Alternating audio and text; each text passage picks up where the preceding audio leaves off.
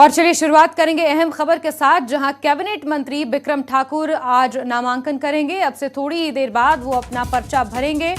जसवा परागपुर विधानसभा क्षेत्र से आज वो नामांकन दाखिल करेंगे। बीडीओ ऑफिस परागपुर में अपना नामांकन वो आज करेंगे। क्षेत्र की जनता से उन्होंने आशीर्वाद मांगा है।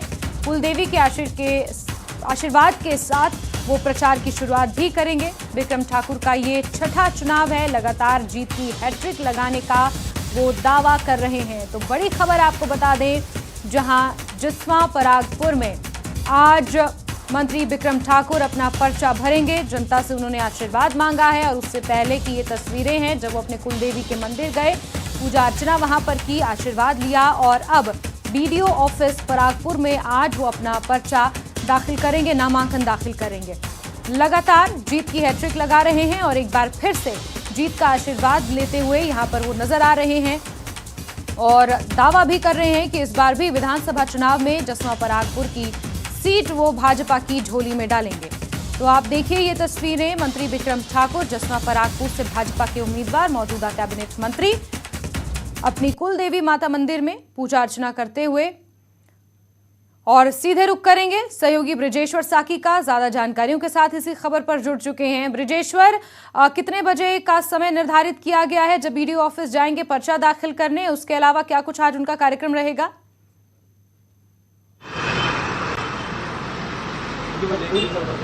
आपको बताना चाहूँ, आज जो 10 बजे का समय निर्धारित है। अभी जो बिक्रम ठाकुर हैं वो जो नॉमिनेशन के लिए यहाँ से निकल चुके हैं और थोड़ी ही देर बाद वो बीडीओ ऑफिस परागपुर पहुंच जाएंगे।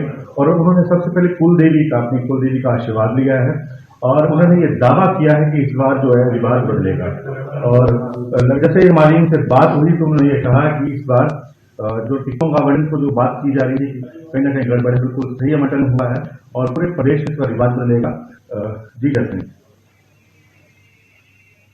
साथ ही ब्रिजेश्वर, काफी कद्दावर नेता वो माने जाते हैं जसवा परागपुर और उसके आसपास के इलाकों में काफी उनका वर्चस्व है।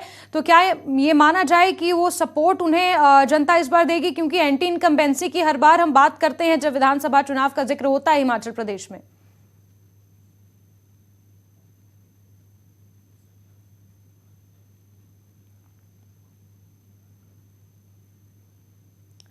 और परागपुर। चलिए ब्रिजेश्वर से दोबारा जुड़ने की हम कोशिश करेंगे। जी ब्रिजेश्वर, ये जो मैं बताना चाह रहा था कि ये जो जसवा और परागपुर, ये दो विधानसभा क्षेत्रों को तोड़कर एक नया विधानसभा क्षेत्र बना था, जब परिसमन के बाद बना था। लेकिन सबसे बड़ी चुनौती थी विक्रम ठाकुर को कि इस दोनों क्षेत्रों को एक साथ जोड़ने की। तो लगातार जब से ये विधायक बने और मंत्री बने, इन्होंने ये कोशिश की कि दोनों जगह एक समान विकास हो। इनको कहा जाता था कि ये इनका जो घर है वो जसवा इलाके में है और परागपुर से जितने भी दफ्तर हैं, ऑफिस हैं, उनको वहां शिफ्ट कर लेंगे।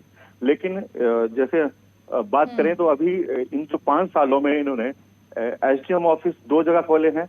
एक परागपुर इलाके में जो रक्कड़ में खोला है, उससे ये माना जा रहा है कि जो परागपुर का क्षेत्र है वो इनसे अब जुड़ चुका है।